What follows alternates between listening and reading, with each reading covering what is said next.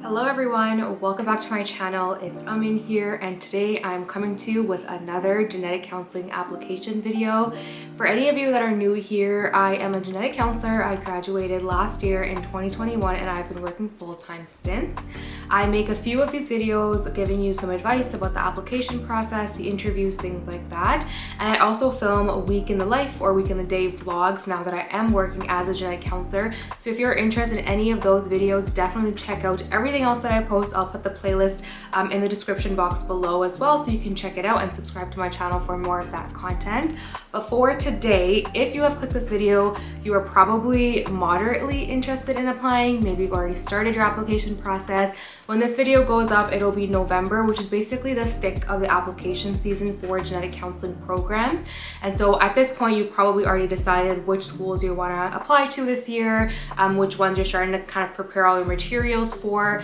Applications are usually due, I would say, in between December and January for schools that I applied to. And I do want to start off by saying that I applied in 2019 is when I would have applied to a lot of schools, 2018, 2019, since I started in September 2019. So my experiences are obviously already out of date, but I can tell you from, mentoring a lot of prospective genetic counseling students, reading a lot of personal statements, that is one of the most important things as part of your application process, is just the personal statement aspect, because it really tells these programs, who are you, why should they be interested in interviewing you, and what do you bring to the table. So the focus of today's video is going to be some pieces of advice that I have when you are writing your personal statement for these applications, kind of some things to keep in mind. I do have a video all about the interview process as well, where I give you some tips for that, which of course, if you get to that point, definitely check out this video. But if you're just starting,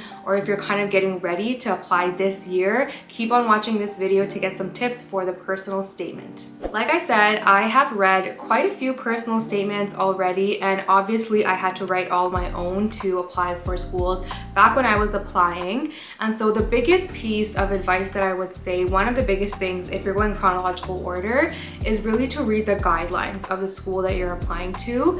Of course, all the schools are asking for a general, they have the same general sense that they want to get from you, but each school does have different requirements. They do have different questions they might want you to answer. And so it's really important that you're familiar with the expectations and the rules for that specific program. So I remember when I was writing my personal statement, I basically had an idea of the stories that I wanted to convey, the flow I wanted, but of course every school had like a different word limit, for example. So one school told me like 750 words, another school told me 500. Another school gave me, these are the 4 questions I need you to answer one by one. And so they all had different formats, and of course that's the main thing, because if you cannot follow the rules that they set out for you, automatically I feel like if I were reviewing an application and they didn't follow the rules, they didn't give me what I was asking for, like there would be no point of even continuing to try to pursue this applicant, because they couldn't get, the basic set of rules to begin with.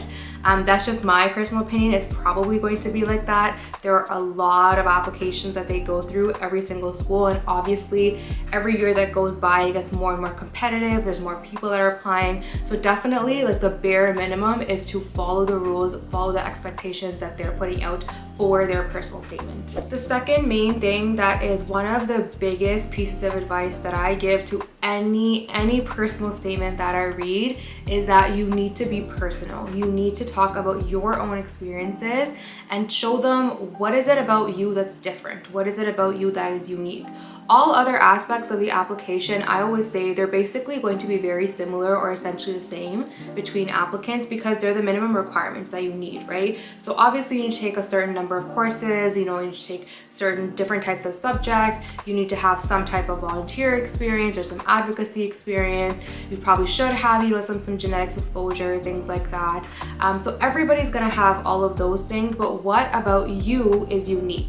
What about you is something that they want to, learn a little bit more about? Why should they interview you? Why should they want to get to know you a little bit more? And that's really where the personal statement shows your true personality, right? So the main thing that I always tell everyone is What about you has drawn you to this profession? What is really important about yourself, about your characteristics, about what you bring to the table, and how can you convey that into a story, into a personal statement? I always tell people to dig a little bit deeper than surface level. Like, don't just recount an experience that happened to you. Don't just recount a story of something that you kind of went through, but tell me, how did you feel going through that? What did you learn? How did that shape the person that you are today? It sounds very cliche, but you want to try to invoke some emotion in the people that are reading the applications. If they're going to be bored, if they're just reading like a dry story, like, you're basically, in my mind, just going to be in the pile with everybody else. Like, what is going to make you stand out? And in my experience and what I have been told is that emotions is really what makes somebody remember you, not necessarily what they're reading, but how did it make them feel. And so that's kind of something that I always tell everybody. And when I was writing my personal statements, I always try to, try to invoke some emotion, try to, make them feel the things that I was feeling, so that they would remember me. And I do remember at one of my interviews, that was like one of the biggest positives that I got, was that my personal statement, it made one of the interviewers really feel teary-eyed. And when they said that, I was like, my goal is accomplished. They told me that even the day that I interviewed, which was months after I applied, they still remembered how my personal statement made them feel. And so that is like the best thing that you can do, is just kind of to make yourself stand out. And obviously don't lie, right? Like, you don't need to fabricate a whole story. You don't need to create like a catastrophic event that happened to you to make them feel something for you. It can be something that you truly went through, a story that you really have, that you carry around with you, but the way that you write it, the way that you explain, and how vulnerable you are in that explanation, I think that will definitely make you stand out from the rest of the crowd. One of the big things that I often notice from people when I am reviewing their personal statements, a lot of it is quite repetitive from what your resume or your CV is saying. And that's something that honestly I would find quite boring if I was reading a bunch of applications. They're the reason why they ask you to submit your resume or CV and a personal statement. They don't want duplications of the same document.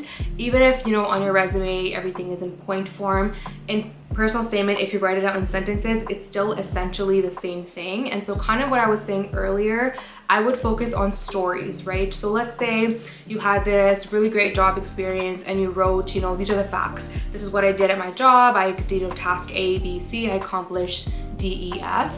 How can you take that into a personal statement? Well, what's a really important story? What is your most fond memory of this job? What happened at this job that really, solidified your interest in genetic counseling? Even if it's not anything related to the field of genetic counseling, what is an experience that you had at that job that really showcased your characteristics or some of the strengths that you have that would relay well into a career in genetic counseling? So you can take that really good experience that you have, even if it's not directly relevant to genetic counseling, you can use those, transferable skills and make it relative to genetic counseling. And the way that you kind of say that story, the way you kind of mold it into your personal statement will make your statement something unique. Nobody else can come in, nobody else can have the same application as you and have the same story from the same experience that you did, and that is what is going to make you unique. And the last thing that I always tell everybody is get as many people as you can to read over your personal statement,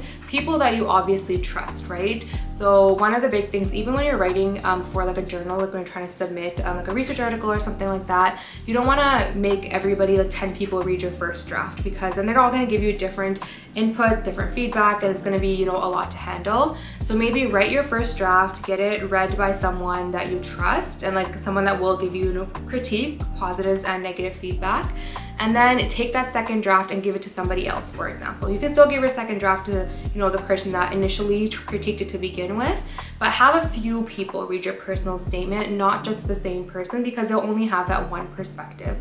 One of the biggest things that I use, one of the biggest resources that I had at the time. So when I was writing my personal statement, when I was applying, I was still an undergrad. So I was in my last year of my degree. And I believe even if you've graduated, you still have some access at most places to an alumni type of access to your career center on campus or further education center.